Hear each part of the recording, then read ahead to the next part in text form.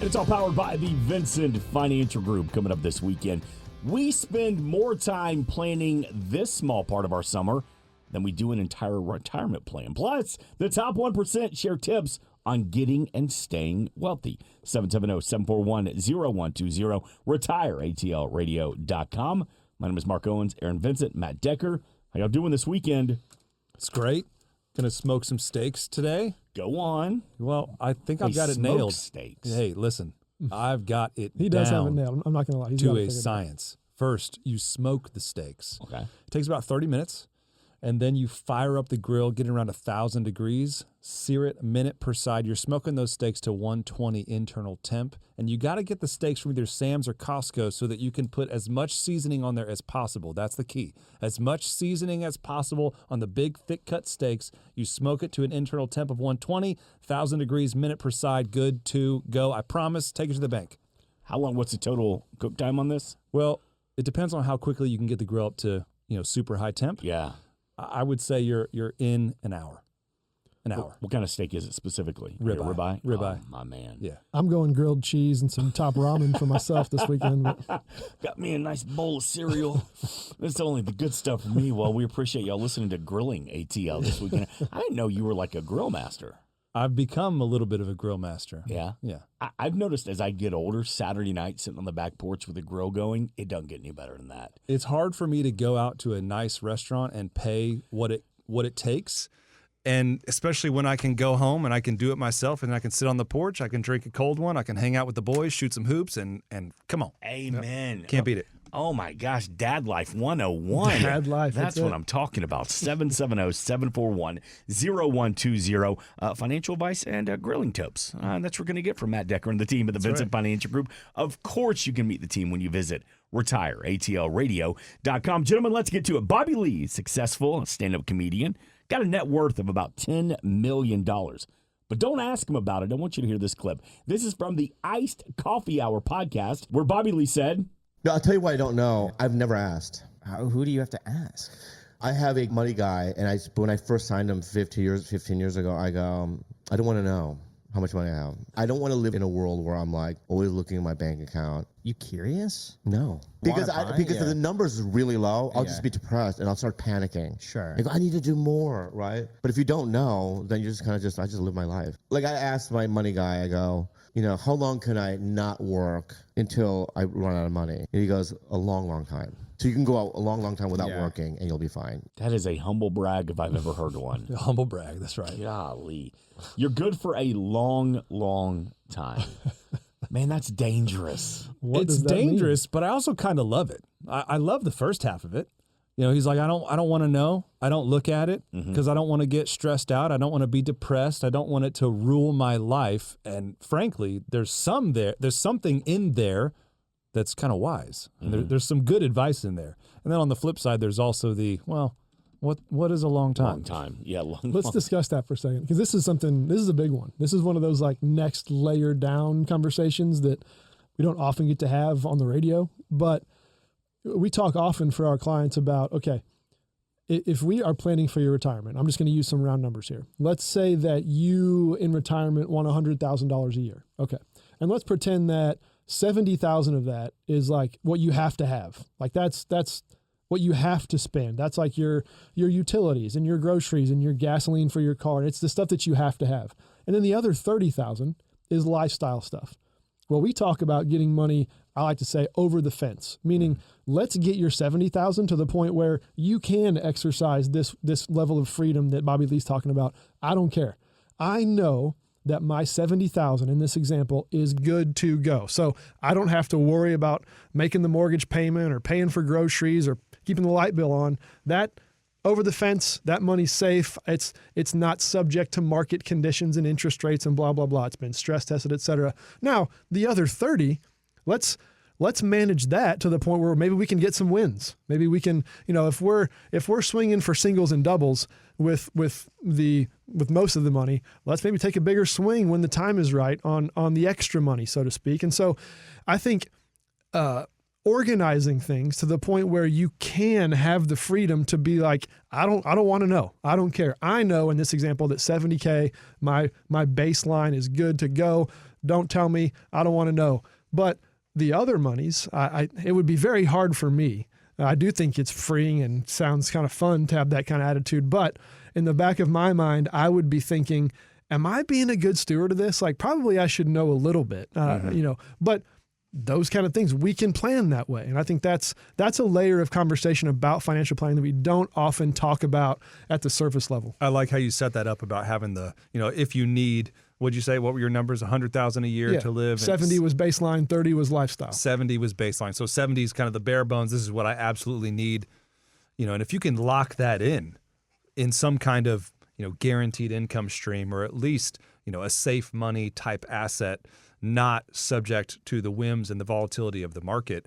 But we talked, I believe it was last week, we talked about the Dalbar study and getting in and out of the market, trying to time the market. And we talked about the guess right ratio. How many instances are you correct in timing the market? It's about 25%. Very rarely. 1 out of 4 times do you correctly time the market. Well, what leads you to try to time the market? Getting into your feelings, getting into your emotions, falling prey to the fear or the greed that are the 2 ditches on the side of the road. And if you're just rock solid that, hey, you're 70,000, what you need to spend in retirement is taken care of and you don't have to worry about it. Gosh, it's so much easier to stay out of the ditches on both sides of the road, stay out of the fear ditch, stay out of the greed ditch, and not fall prey to trying to time the market or guess right. Because we know, the Dalbar study comes out every single year, and every single year it says the exact same thing. It's got new data, but it says the exact same thing. And that is 3 out of 4 times the retail investor guesses wrong when they buy and sell. And man, if you know that your retirement income, the baseline needs are met, it's just so much easier to stay the course. It's also easier to manage a portfolio that way. Correct. It's a pretty common thing that we're talking to our customers and they're like, well, Aaron, but I'd like to, is it possible for us to take a little bit less risk, but get a bigger return? Can we go ahead and do that? And I'm like, well, that sounds great. Yeah. And there are maybe moments where that works out, but to plan that way is almost impossible. I mean, it's almost impossible. And so, but rather than that sort of have your cake and eat it too idea, but what if I could tell you that we can absolutely lock in what you need and take some risk with what you don't necessarily need, your extra money on top. Even it's easier to think about that way as a retiree. It's less volatile. It's more secure. It's easier to see and notice and manage. It's also easier for us to build portfolios that way because now you're not trying to straddle 2 things, risk and reward. Now you're saying this is the baseline, this is the risk, and we're going to manage these 2 portfolios, almost like 2 different portfolios. And that is pretty freeing. That all of a sudden now you can say, hey, I don't want to know. How much more fun is it to swing for the fences when you know that you can't strike out? That's right. Correct. Yeah. So what you're saying is I can't work out 1% and expect to lose 25%. That's right. Yeah. That's not how it works. I would not suggest it. Okay. All right. Just double check with you. 770-741-0120. Again, 770-741-0120. And it's not fair to say, hey, am I good for a long, long time? Because we don't know what a long, long time is. We don't know. We are living longer as well. But there are also unexpected speed bumps in life. Let's put a plan together that helps preserve your assets and build retirement income. 770-741-0120. It's a no-cost, no-obligation consultation. Real quick, Matt, when we come down, sit with you and the team, main office in Woodstock, do the phone, do the Zoom consultation as well. What can we expect in that initial conversation with you? Yeah, in that initial conversation, it's going to be a lot of us asking questions and then doing our best to shut up and listen and learn about you. Learn about your family, learn about your kids, what makes you tick, what's important to you, what are your goals, what do you envision your future looking like? We really want to get to the heart of who you are. What's important to you? What is it that what did you work all those years for? What is it? Because everybody's retirement looks different. What's important to you may not be important to me, but man, I want to see you realize the things that are important to you. And so it's a lot of questions. Leave your wallet in the car or at home. Well, I guess, bring it with you in case you run into the fine men in blue. Pocket, yes. Yeah. But, so bring it with you, but it's going to stay in your pocket. No hard sell. It's just so... It's us sitting down, talking, trying to build a relationship. And at the end of that meeting, we'll ask you 2 questions. Number one, do you think we can help you? And number two, do you want our help? It's that simple. And we really enjoy our time meeting the people of Atlanta. And it begins with the phone call, 770-741-0120. You've done a good job. You have a nice savings. You have a 401k, a pension, a Roth. And you're ready to get serious about customizing a plan, or as we've mentioned before, you just need a second set of eyes, maybe looking for a second opinion. Reach out to Aaron Vincent, Matthew Decker, and the team at the Vincent Financial Group. 770-741-0120. or retireatlradio.com. Speaking of questions, Matt, you found a great article kind of asking yourself some questions. Yeah, it's from a Business Insider article. It's called 5 Things to Stay Wealthy. And the reason that I actually liked earlier, the Bobby Lee kind of quote there that we just talked about, he's saying, I don't look at it, I don't worry about it. That's actually number 2 on the top 5 things to stay wealthy. Number 2 is wealthy people don't worry about their investments nor manage them often. Now, that doesn't mean you have your head stuck in the sand, but it means that you're not falling prey to fear or greed, because what's number 1 on the list? Number 1 on the list is you have a plan and you stick to it. So, Aaron, I'm curious. I've realized this over my career, and that is the number 1 risk to planning for retirement. It's not inflation. It's not the market. It's not how well you save. It's none of those things. It's actually something that most people just skip right over. And I know you know what it is, Aaron. Go ahead. Tell me what it is. Sticking to the plan. The biggest risk in your retirement's you. That's right. Not one of those things that you just mentioned. Absolutely. No, I think I'm glad it's number 1. I actually agree with this article that you found, because this, we talk a lot about what we enjoy about our jobs and what we find, fun and life-giving. One of the biggest things that just crushes my soul is when we spend so much time both talking with clients and finding out what makes them tick and what they want and their expectations and goals and dreams. And then, even after those conversations and spend a lot of time doing all that due diligence and taking inventory, then we go spend a lot of time, and our staff and our team does, in building a plan. And then we come back and we talk about the plan. We agree on the plan. And then we do our checkup 6 months or a year later. Usually we meet with our clients twice a year.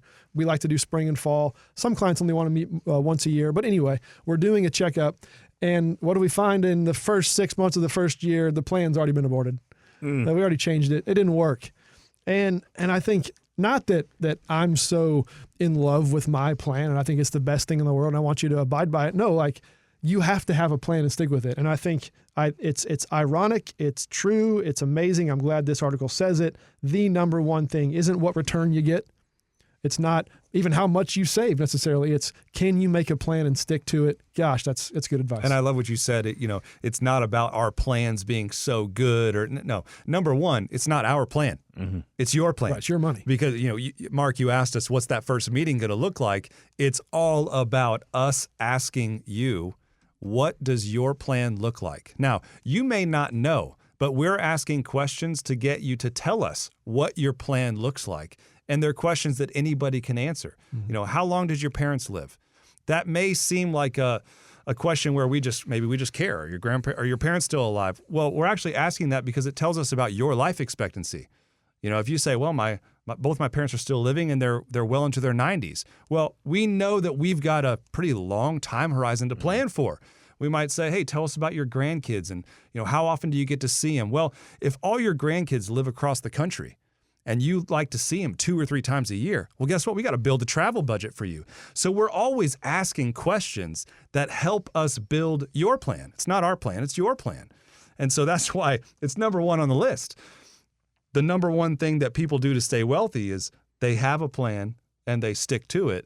And like you just said, I love that. It's not our plan. It's not that our plans are so good. We're trying to build your plan, and your plan is based on you and what you want. Mm-hmm. And so, man, let's stick to it because it's you and it's what you want. And look, life's going to throw you curveballs. You're going to want to get something that we didn't talk about. Great. I mean, that's fine. We're not saying that you're deciding when you're 65 every decision you're going to make for the next 30 years. We change plans all the time. Of course. That's why we meet regularly. Yeah. 770-741-0120 to start customizing and building your own personalized retirement plan from the team at the Vincent Financial Group. RetireATLradio.com or again, 770-741-0120. Fascinating article, Matt, from how wealthy people got wealthy, and more importantly, how they stay wealthy. What else you got? Yeah, so 5 things to do to stay wealthy. Number 1, have a plan. Number 2, you don't worry about it. I love number 4, and it's something that nobody talks about. Number 4, they find ways to reduce taxes. Isn't that illegal, Matt? Well, no, not at all. In fact, paying more in taxes, I don't know if you know this, Aaron. I know that you love paying taxes. Oh, man. It's my favorite thing to do. It really is. I really like it. You should see his face on tax day. It's like a kid in a candy store. He's just so excited to come in. He skips I wake through up the early office. that day. Yeah, it's fun. Paying more in taxes than you have to, Aaron, doesn't make you more of a patriot. Gosh, I don't know if you knew that or not. that's what I was trying to do. I know you were trying to do your American My citizenry duty. duty and pay as much as you could to old Uncle Sam, but no, paying more in taxes actually doesn't benefit you at all. And the tax code is there and it's complicated. And is it any wonder that it's complicated? Because it employs people. It's somebody else's plan. Yeah. Yeah. But no, find ways to reduce taxes. So let's talk about this for a second. Aaron, when I invest in a 401k, in an IRA, in a 403b, SEP, Simple, TSP, is that all my money? It's a great question. So all of those things have one major thing in common, and that is that you've basically made a deal with the IRS and said, listen, you're going to give me a little bit of a tax break now for the dollars that I put into this plan. Great. But in return, I'm going to agree to pay you whatever tax rate you decide for me in the future when I take money out of my 401k, 403b, all things you just mentioned. So is all of that money yours? Absolutely not. And for a lot of the folks that we talk to, we ask a question, what do you think your biggest expense in retirement is going to be? And often it's travel or, Healthcare. Healthcare, Yeah. that's a big one.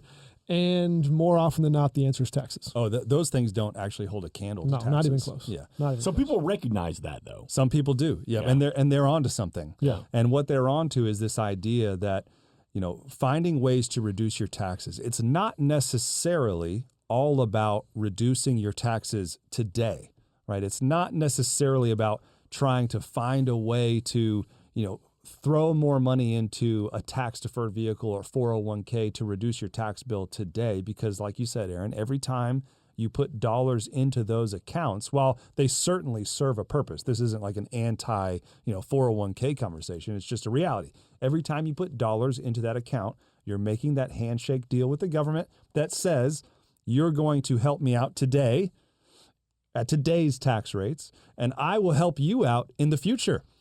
In the future's tax rates. And the future's probably going to cost more money. That's a little bit of a joke. That's something we say around the office. The future's going to cost more money. And on that note, Matt, there are a lot of people that say to us around this part of the conversation, well, guys, don't worry. I have a great CPA. I've been using them for 20 years. They help me a lot in my business. They help my business partner, and they're great. I got a great CPA. And that may be true, and I hope you do. And if you do, please call in because I want to know who they are because I can't find one.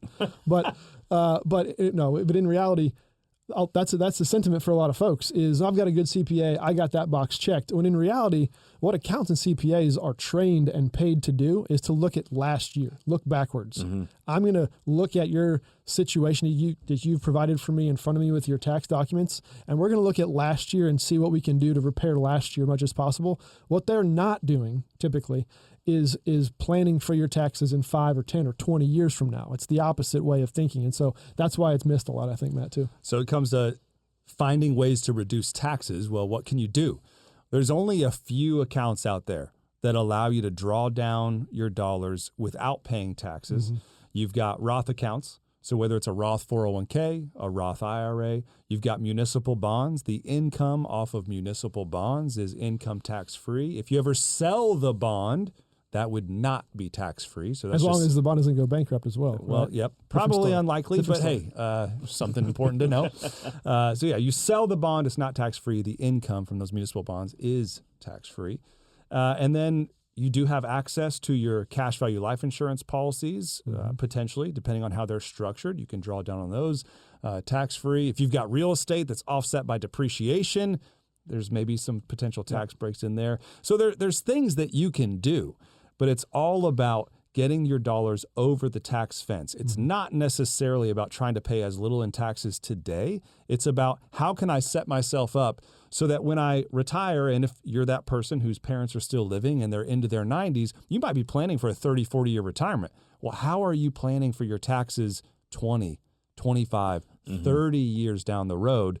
Because there's one thing that Washington can actually agree on. I don't know if you guys know this, whether you're red, blue, or whether you're, what are the other colors? I don't even What know. is independent? Clear? Clear, yeah. Red, blue, or clear? Transparent. Switzerland, I don't know. No matter what side of the political spectrum you fall on, there's actually one thing that everyone agrees on, and that is it's really easy to spend money. It's really easy to spend the taxpayers' money. And that doesn't seem to be slowing down. And if it's not going to slow down, there's only two ways that the government can get out of, well, maybe there's three ways. There's two main ways the government can get out of the massive, giant ball of debt that they've accumulated for all of us. They can spend less. Yeah, not happening. They can spend less, or they can tax more. Those are the two options. We can't just ignore it and it'll go away. Well, maybe option number 3 is default. Okay, you don't want that. Spend less, tax more. And it's funny because now it's a math problem. And the math problem would say that actually spending less, we can't spend less enough, actually. We could spend $0. Our government could spend $0 and collect everything. And it would still take us 10 to 15 years to pay off the 30-some trillion dollars in debt, but that actually doesn't do anything to the future unfunded liabilities that's over $100 trillion.